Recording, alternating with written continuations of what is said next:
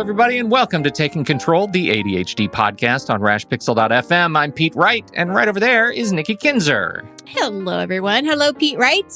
Hello, Nikki Kinzer. How are you?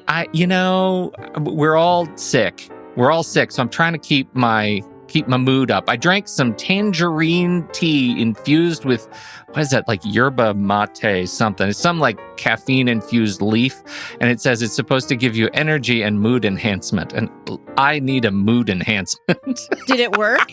I think so. Good. I think so. I don't know. When I smile, does it go cling? Yeah. Like, do I have a twinkle in my eye? You seem very cheery, and I hope so. It's a Q&A episode today. It's the glorious and supreme Q&A episode, taking on some questions that have been coming in over the last several weeks for our workplace episode. This was fun. It was fun. And good questions, too. Yeah, right. Good questions. Lots of meat on these bones to talk about. So we're going to be taking on these questions momentarily. Before we do that, head over to takecontroladhd.com and get to know us a little bit better. You can listen to the show right there on the website or subscribe to the mailing list, and we'll send you an email each time a new episode is released. Of course, you can connect with us on Twitter or Facebook at Take Control ADHD. And if this show has ever touched you, consider allowing this show to touch you back. Visit patreon.com/the ADHD podcast. You know, it's been a long time since I've reminded folks of this, but if you are a transcript reader, if you're the kind of person who likes to go and peruse what we have said over the last several episodes, I should say many episodes, many moons of episodes, you can do that thanks to the generous contributions of our patrons. Patrons pay for transcriptions. Getting human transcriptions comes at a cost, and it's sometimes annoyingly high. And so we have a great transcriptionist, a great service that gives us reliable, fast transcriptions. And I don't know if you've done this recently, Nikki, but if you go read us... I try not to. I purposely avoid it. I feel like I'm having a seizure. Like, who is this guy talking right now? Why doesn't he stop his mouth moving? I'm saying these things right now, fully aware that they're going to be transcribed.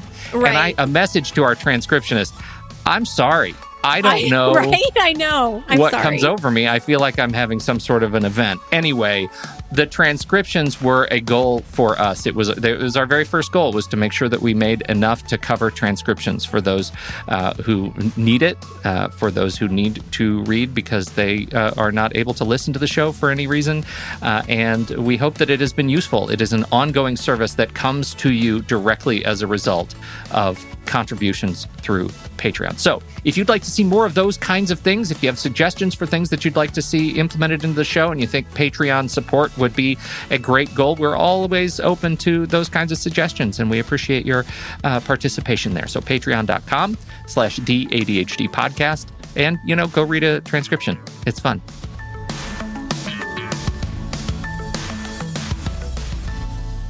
Okay, here we go. Very entertaining. We're talking about Q&A. We have this, you have done the yeoman's work of organizing these questions into something that we can talk about. Yes. And so, but first, before we go into the questions, I wanted to bring up a couple of really good tips that were on Discord that came from Melissa, our Discord coordinator. Discord mom. Yes, Discord mom. And about online interviewing, because when we talked about interviewing, we certainly talked a lot about in person, but we didn't really touch a whole lot on online. And she had two really good tips that I thought were really good. First of all, be aware of alternate time zones, depending on who will be interviewing. Verify the time of the interview, and correct time zone can save someone from showing up late or completely missing the interview. And that is so true. So true. So really good thing to think about. I picked up an app for my phone called Calzones, Calzones, and it is so cool in terms of managing time zones. It shows you this, you choose all the time zones you want to manage, and then it shows you this gigantic, fantastic grid that says if it's this time here, then it's this time in Perth, Australia. And right below the grid of time zones is your calendar, like your Google Calendar. So it says, here are all your meetings, and you can go up and see when all of what all the time zones are. So every week for this show, for example, when I post the link in Facebook and Discord and Patreon, it says, here are the main time zones where we're going to start all the way through Sydney. It's thanks to calzones that keeps me on track through time changes, time zone changes, all those sorts of things. It's amazing. Highly recommend having some sort of a source to give you that kind of relative view of calendars. Calzones is a great one. Link in the show notes. Absolutely. The other point was to try to have the interview on a desktop, laptop, or another stationary device. However, if that will not be an option and someone will be doing their interview via smartphone, it is wise to set up a tripod docking station to allow for a video that is not constantly wavering while the device is being held. Oh my gosh. What a great tip. Because this could be so annoying. From an interviewer's standpoint, and could actually awful. Yeah, it could actually cost you the job. So I think this is really smart, smart. I do too. And little, tripods for your phone are super cheap, right? I mean, I have here a little mountable stand for my phone, and it has a little grip, and I can turn it and twist it and do all sorts of things with it, tighten it up, and it was like $8. And so they're super easy. Grab something. It's too cheap to, let that come between you and a potential job. Absolutely agree. All right. So Casey Kasem over there, would you like to read Are you the pointing questions? at me? Yes. Although people probably don't know who Casey Kasem is. You may be dating yourself a little bit. I know. So let's say, what's the guy? Ryan Seacrest. Ryan Seacrest. Is he fantastic or what? That Ryan Seacrest. He can host anything. Guy can host the heck out of stuff. That's true. Okay.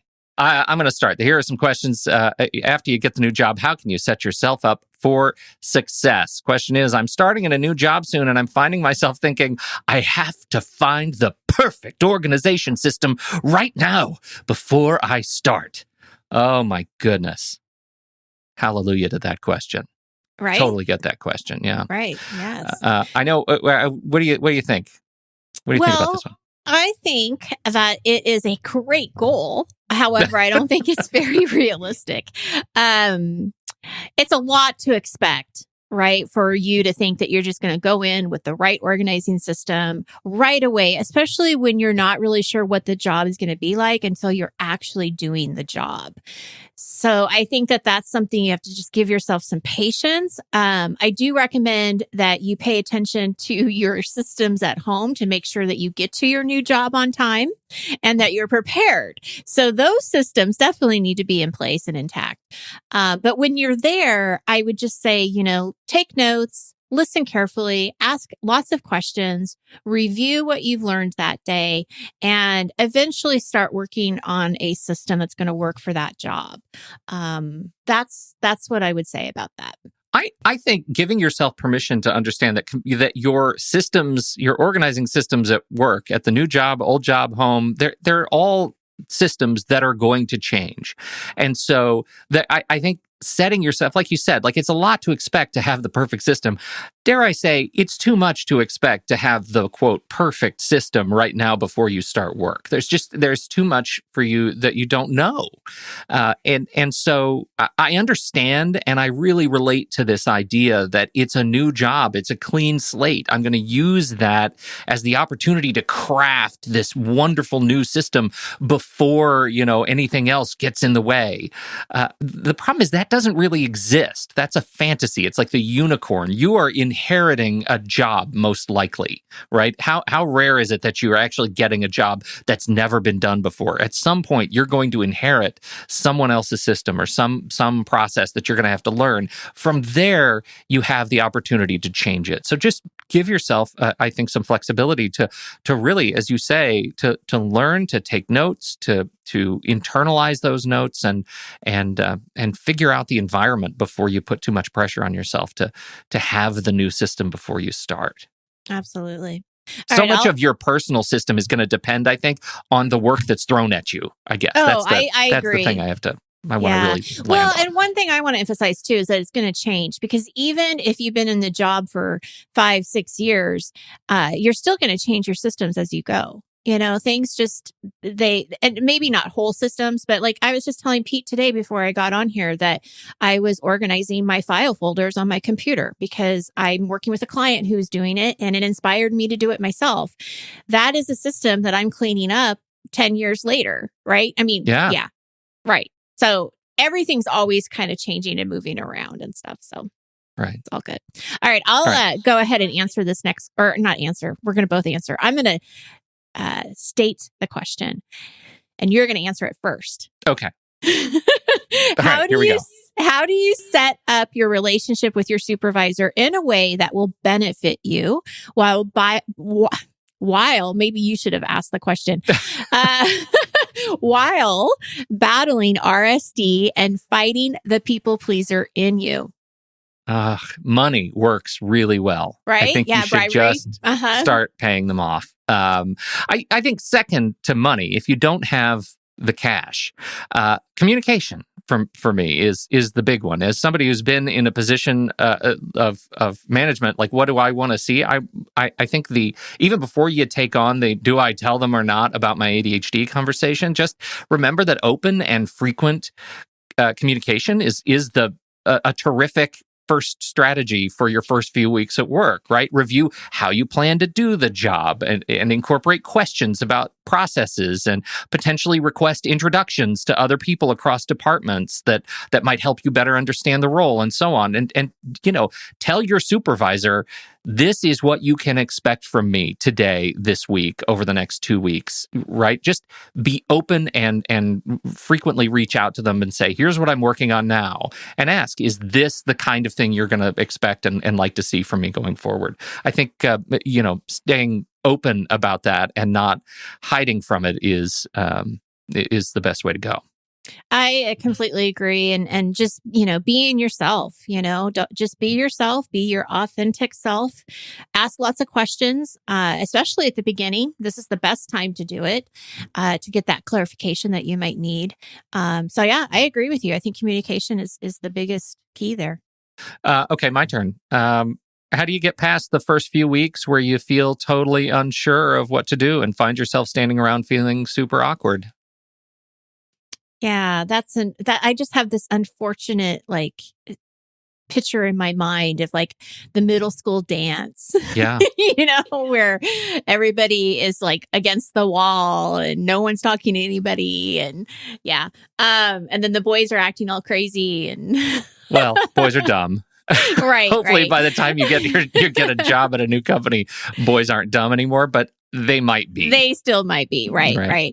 I totally understand this, especially when you're going into a new company and it's a new team and it's new people and you're going into the break room and you don't know anyone. I mean, it really does feel like that first day of school where you go into the lunchroom.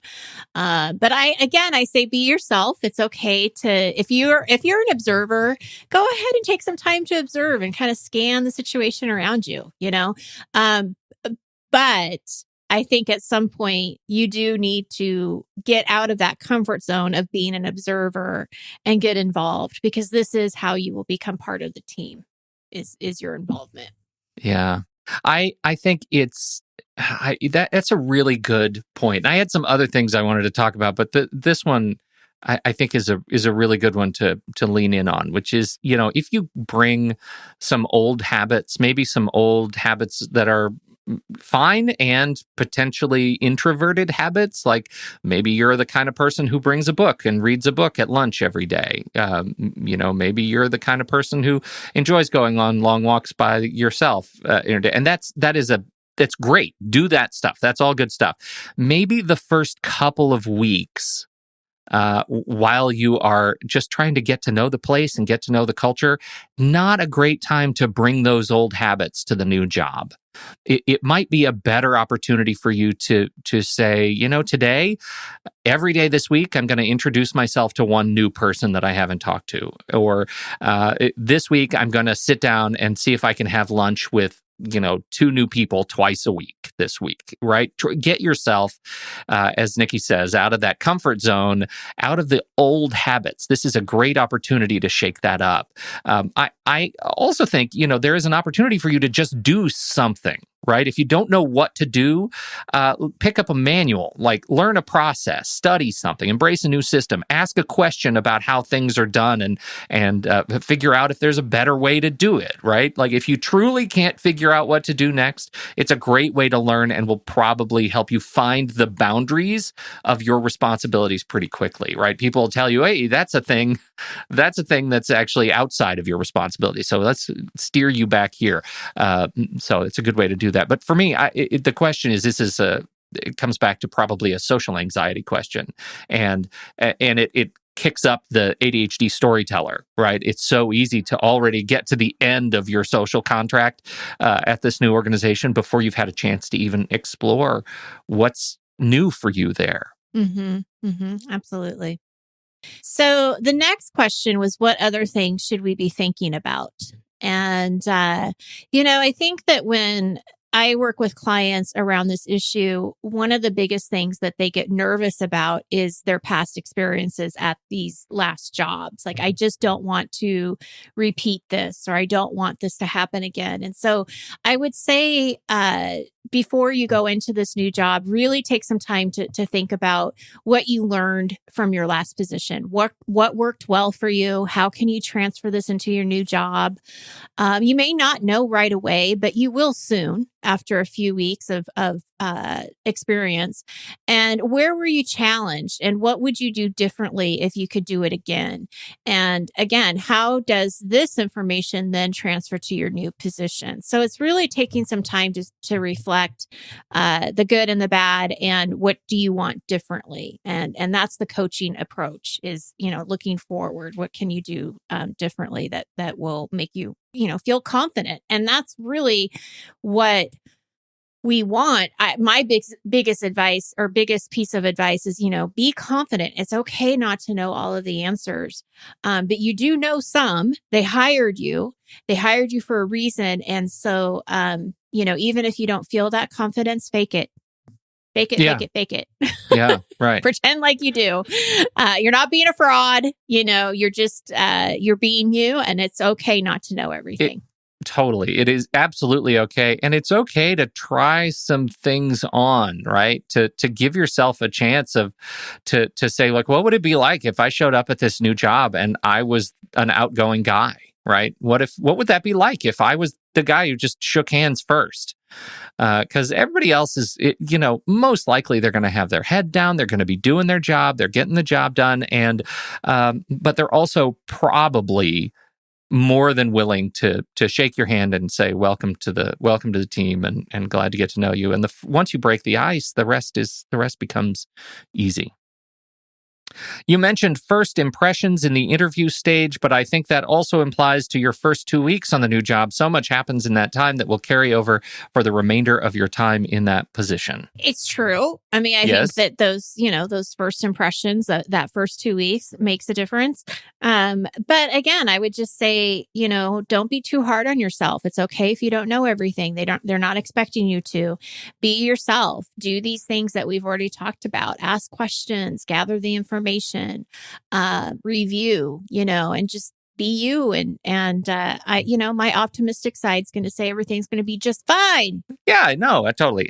Look, I want to recommend a book, and it's a great. Have you read this book, Blink by Malcolm Gladwell? I have heard of it, but I'm not sure if I know what it's about. So tell us a little bit about it. It's fascinating, and I'm just going to read a little blurb here. It's his second book. It was right after The Tipping Point. If you haven't read The Tipping Point, it's another great book. It presents in popular science format research from psychology and behavioral economics on the adaptive unconscious, a mental process or mental processes that work rapidly and automatically from relatively little information. It considers both the strengths of the adaptive unconscious, for example, in expert judgment, and its pitfalls, such as stereotypes. I found this book fascinating. It's like his other, if you've read other of Gladwell's books, it's a survey of research. And yes, it does read a little bit like he has a position, right? You don't read these books without understanding that the author has a position. So it is not an unbiased presentation, but it is a thorough one. And I found it fascinating. It does things like, he talks about the research behind how, quickly first impressions are made. And that's what made me think about this question or this statement, that in fact, the research indicates that those first impressions are made in not hours or days or weeks, but seconds. And it takes much longer to unravel that first impression than we have than we assume. Those things are branded into us, right? The first impression that we get from somebody, from a teacher that walks into a high school classroom. They are branded from the moment they walk into the classroom, the way they walk and assert themselves into the space, the way they communicate in those first few seconds of opening their mouths. These are the lessons that we can learn from the adaptive unconscious. And it's not talking about things that necessarily you're doing, but how people are perceiving you. And so the fact that relationship is owned by both parties unconsciously is really important. I think the more you can do to make your very first impression a positive one, the better. And it will serve you in those first 2 weeks, 2 months, 2 years. So I have a question for you. Do you think that your first impressions, have you ever met anyone and had a first impression and then you thought differently after getting to know them? Absolutely. Yeah, but it takes it takes a long time, mostly because after you make that first impression, you're going to make a decision, unconsciously or not, about whether or not you're going to work hard to make a relationship out of it. Right. Like that's the choice, right? And so I have a very dear friend now that I met, years ago, and we didn't hit it off at first, right? There were lots of reasons that our first impression of each other wasn't that positive, and we ended up traveling together for a trip, a work trip internationally, and realized that our first impressions were completely wrong. And maybe had we had an excuse to work that out, to work on a project more directly together, we would have been forced to go out of our way. But because that first impression was bad, we didn't. We never made the choice to go out of our way. I never made the opportunity to help this person because I wasn't into it. I felt like there's too much in the way of our relationship. We're not going to be able to communicate. I made that snap judgment. And, of course, I'm not thinking about those things in the back of my head. Right, what I'm really thinking is I have better things to do with my time. Yeah. And so you want to make sure you leverage that. Yeah, that's so interesting. Well, thanks for that recommendation. It's a great read. Pick it up on Audible. You can get a free book if you don't have an Audible account, audible.com/the ADHD podcast. Look what I just did there. Nicely done, Pete, right? Okay. So we had a few questions come through about starting your own business. We know that there's lots of entrepreneurs out there with ADHD and ADHDers who would like to be entrepreneurs. So we know this is a big topic. Next week, we have a guest. Her name is Linda Walker, and she is a coach in Canada, and she does a lot of work in the workplace and with entrepreneurs specifically. And she is going to be talking to us next week about a roadmap that she has put together for ADHD entrepreneurs. So hopefully we do have your questions, and I'm hoping that we will be able to ask those when Linda's here next week. So it might be a little bit longer. Yeah, it might be a little longer of a podcast than what you're used to, but I think well worth it. Now we're going to change directions a little bit because we've had some thoughts about working from home. You and I had both discussed that we were going to try and shoehorn this topic in, and it seems like we have some thoughts. Yes. So why don't you get started, and I'll kind of play off of what you say. Okay. All right. Well, I'll do my best. The first thing I just was reflecting. Actually, I got up early this morning and I sat down to think about what are the things that I've learned from working from home, and we'll talk about all the things that you'd think about working from home, things that you and I have talked about on this show before. But the number one thing that has helped me, that it took me too long to understand, is having someplace that's not my office to go work, right? I spent a lot of time over the first several years of my working from home really embracing the fact that I worked from home. And so I wanted my office. I wanted a nice space where I could do some sound treatment and I could just spend all the time would be in here. And it doesn't take very long on any given day for it to start to feel like I'm in prison.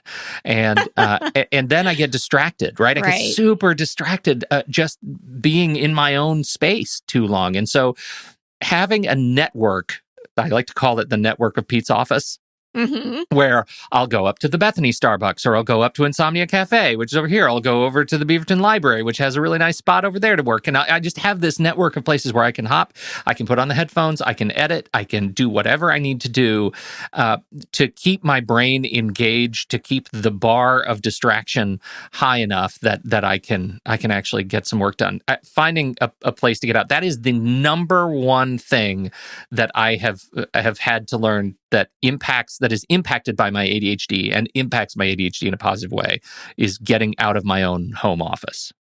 That makes perfect sense. Perfect sense. I tend to not do that. I tend to work in the office unless it's summer, and then I'll work outside. But there's times, and part of why I have to work in the office is I have a desktop computer. So it's not as mobile or easy for me to leave.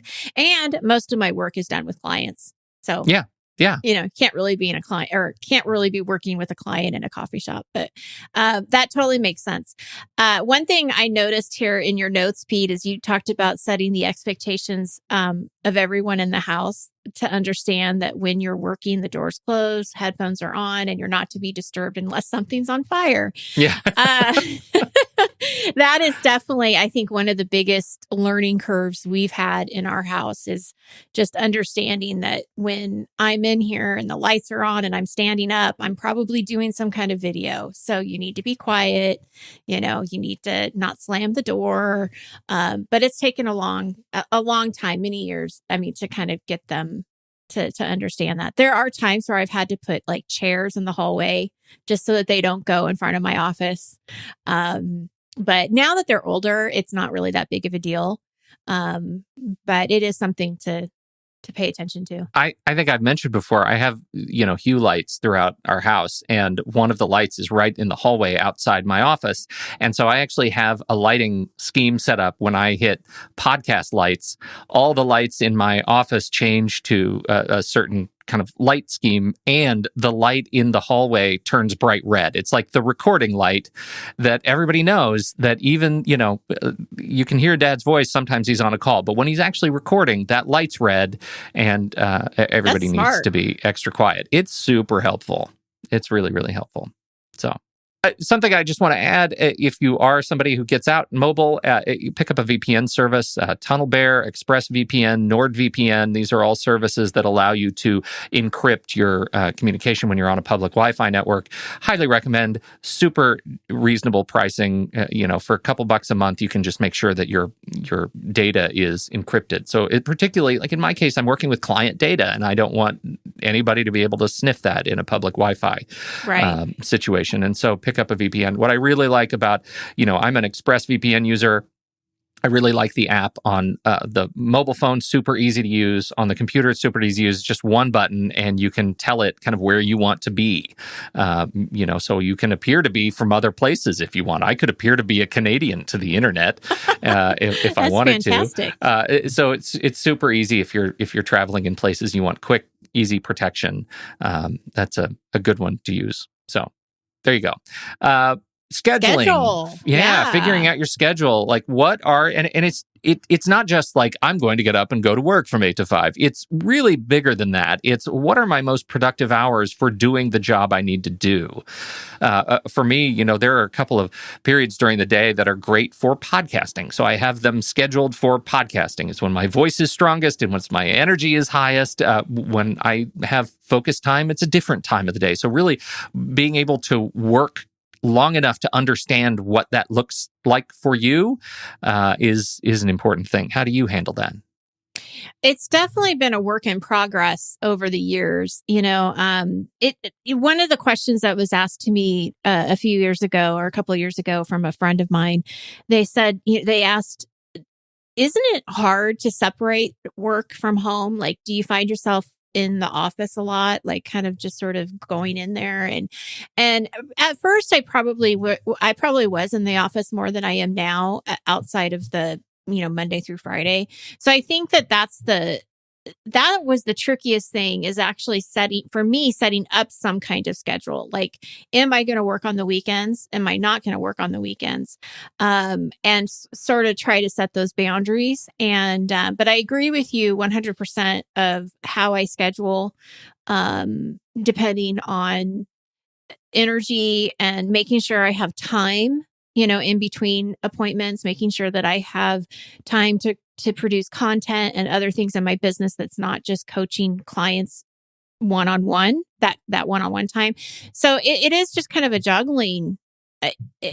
I'm always changing it. I mean, every season I kind of look at, okay, what's my ideal schedule here? And how do I make this work? And it's a constant kind of work in progress for me. The real challenge for me, I think, to get over was, once I started working from home, I am also like, a part of the reason I did it was so that I could be more at the mercy of my kids' schedule. But that means that I have to be more flexible in the hours that I'm working. Right. So I might have to get up super early in the morning, like 4:30, 5 o'clock in the morning, to get something done, because I know I'm going to have to stop working to get everybody breakfast and get them out the door. Or I'm going to have to, stop working at 2:30 in the afternoon to go drive a carpool someplace, which means I might have to come back after dinner and wrap up some things that I had to drop that I was in the middle of. I'm a big fan of sprints. I work best when I have something timing me. And so I had, for a long time, I was working these super compressed, like 4-hour sprints in the middle of the day, 10 to 2, totally uninterrupted, totally focused, feel unapologetic about ignoring everything until 10 and unapologetic about ignoring everything after 2. And that has been, that's great until, one of your kids has an early release day and their day ends at noon or something like that. So you just got to be adaptable. I did hear this great tip as I was just sort of researching a little bit. Use laundry as a sprint timer. Everybody's got laundry to do. There's always something piled up. Throw a load in and set it to start. And 41 minutes later, you're at the end of your first sprint, right? There's Very a bell smart. that's going to ring. I love that. I love that idea. And then you have a nice break to fold. Right. So. Do you get torn between, like, okay, I need to do work or I need to do the dishes? Not anymore. I used to, but not anymore. And I think that's something that you come to as you get good at working at home. And I'm not saying I'm good at working at home, but I have good days and bad days. Right. My best experience of working from home is everything's just sort of integrated throughout the day. I know I have a work list of all the projects that I have to do for my clients. And also, I have to eat. When I go in and eat lunch, I'm doing the dishes, right? Those things I'm emptying the dishwasher, I'm putting things away. When I come back to my office and I need a good sprint, I'm going to empty the laundry and I'm going to put something else in, right? Right. I'm gonna just kind of keep the home stuff moving. And I look at it less as, doing chores while I'm at work and more as, accommodating the fact that my office is my house.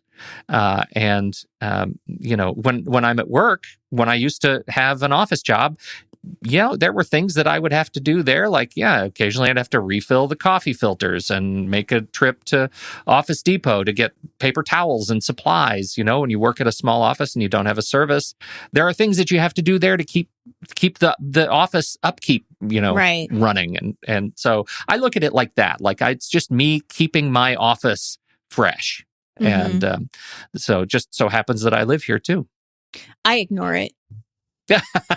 Really? Like, I have no problem just ignoring it. If I'm going to work, I just go down the hallway. I don't look at anything around me and I just go and I'm in work mode. I know it's really difficult for a lot of people to do that. And that's why I was asking. Yeah. It's for me, I look at them as the nourishing breaks, right? I use those things to keep moving during breaks. Sometimes the break is just, I need to sit down or I need to go outside. Right. And I really I need to go talk to humans too. So sometimes I'll just go walk down the street to the grocery store and buy something like a pack of gum just so I can talk to a human being. Right. And not use the self-checkout. Like, I just need that. Yeah. But again, that's why I go to coffee shops too, if I want to get out of that mode. Absolutely. Dress for the job. It may not look like it, but sometimes I actually put some thought into what I wear. when I come to work. I wear shoes. I wear pants. I We know, made I a joke remember you about saying that. Yeah. Yeah, that's important, right? Yeah. That's important stuff. To feel like you're at work, I find I'm more attentive, and I am more aware of the task if I'm not wearing my pajamas. Yeah, I agree. 100%. I agree. Yeah.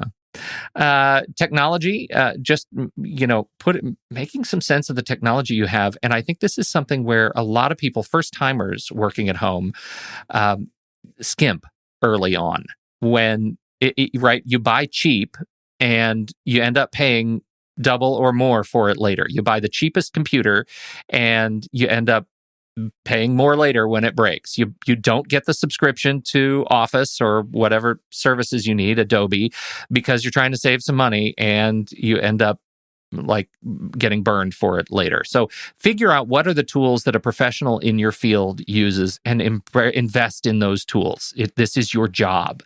Right. This is what you're going to be counting on income from this. Always buy up as much as you can afford in terms of technology, equipment, whatever you need. Do it. If it's furniture, if it's a massage table, if it's whatever it is, get the good stuff, because this is your livelihood. And I think you brought up a really good point too. What do people in your profession use? And if you're not sure, ask. Ask how people organize their clients, or how they do their payment systems if you're, doing some kind of service or whatever. But ask questions. And most of the time, I'm always happy to answer those kinds of questions for people who are wanting to be coaches. And so just ask and get an idea of how people are doing it.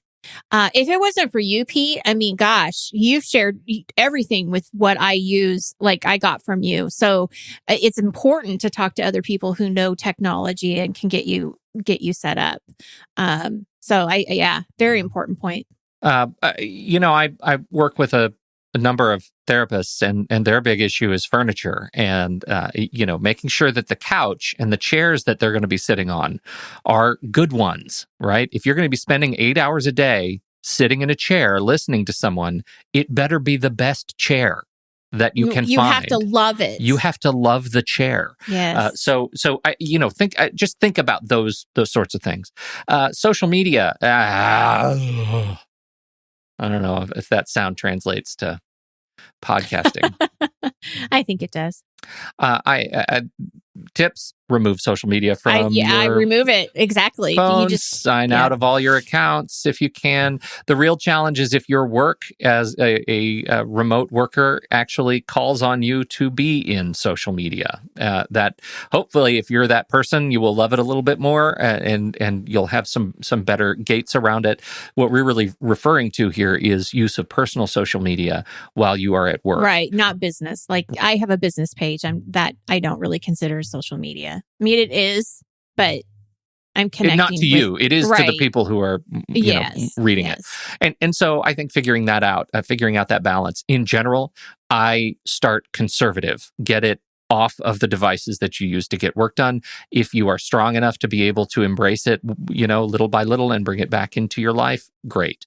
But figure out what it's like to work from home without it first. Set some rigorous goals and see how you need to adjust accordingly. And last, for me at least, accountability partners. Mm-hmm. It's hard when you're working for yourself. Very much so. Right. To have somebody to tell, we used to have these stand-up meetings at an old job. Everybody on the team would come in and we'd have an 8 a.m. stand-up meeting. Everybody would come in, you'd bring your list. Here are the things I'm working on today. I'm going to get some coffee, and I'm going to get to work, and I'm going to accomplish 1, 2, 3. These are the things I'm going to do. I'm going to talk to these clients. I'm going to work with these people. I'm going to get this ad copy prepped. That's all great. And then you work from home and you realize I have no other humans here to talk to. And I really could do whatever I want. Exactly. And when I could do whatever I want, sometimes I will not do whatever I should be doing. So, right. I use my wife, honestly. I sometimes will just go start talking to her while she's doing other stuff. And I'll just say, these are the things I'm going to do. And she'll look at me and she'll say, what now? And I'll say, thanks. And I'll walk away. Mm-hmm. And it's just the act of having said it to another person. There's something about that triggers a responsibility vibe for me that says, I'm going to go now get this done. Or put put it in a text. Or if you're working with somebody like a client relationship, text them and say, hey, these are the things I'm working on for you today. And I'll check in with you later, let you know when they're done. Yeah, that's a great idea. So what do you think? Oh, I agree. I mean, I think that any accountability partner in any shape and form, whether it's, doing a habit and having an accountability partner or like what you're talking about just on a daily basis with work, I think is a great idea. I love the support. I think that depending on the industry you're in, definitely find people that you can talk to and connect with. It's really lonely to try to do something by yourself and not know what to do and not have anybody just to bounce ideas off of. So I would definitely say reach out to people in your industry, and find those people that are doing the same thing you're doing or working towards kind of the same goals. There's lots of different ways to do that. And unfortunately, some of them are on social media because they're these like Facebook groups. But if you can, in a way, separate that is work and you're not going on your personal feed. But I think it's a great idea. Absolutely.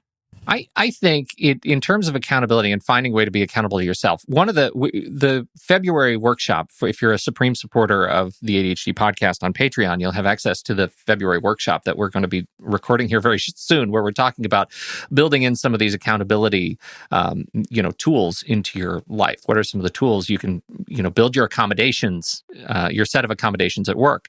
And I just want to throw out, again, time tracking, right? If you're not tracking your activity using a tool or some sort of a system that allows you to track your activity, it is always illuminating the first time you go through a week of rigorously tracking what you're doing and when and how long it takes you to do things. It's always illuminating.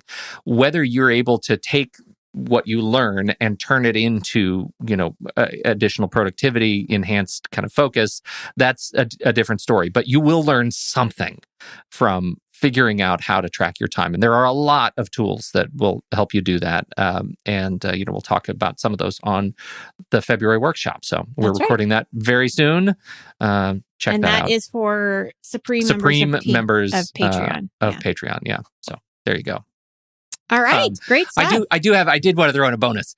Ambient noise. I have always have some ambient noise going around in my office when I'm not actually actively recording. I have either ocean waves or jungle birds or a city, whatever, something to keep the noise in my office at a certain level when I'm trying to actually think. So if I'm not doing something related to audio, I put the sounds of life in my office to keep me feeling like I just to trick my brain. Yes. And I also, if you notice, if you're on video, if you're seeing this, the live stream, there's a, what is that called? Essential oil diffuser that I have in my office. And so I have different scents and I will put that on because it makes the office smell nice. And for me too, it's nice to come into an office that I like. And so I've decorated it. I've, have put the colors that I like and my vision board and some of the things that are important to me. And so I think it's nice to just make it a place I want to go to. And, but I am pretty good at closing the door on Friday and not coming back until Monday. That's fantastic. That's great. I do struggle with the idea of just like constantly thinking about work when I'm not at work. Yeah. Oh, I do that. Yeah. But I try not to. Not to. Right. Try not to. But right. All right. Well, this has been a great, if chock full conversation today, Nikki Kinzer. Yes. Thank you, everybody, for your questions. They're great questions. And we have another list of questions that we're going to be taking on next week. Don't forget, if your question didn't get answered, it was probably about starting your own business. And so we've shelved it for next week. Can't wait to talk to Linda Walker. And so live stream, as usual, on Monday morning next week. And thank you, everybody. Yeah, thank you, everybody, for downloading and listening to the show. On behalf of Nikki Kinzer, I'm Pete Wright. We'll catch you next week right here on Taking Control, the ADHD podcast.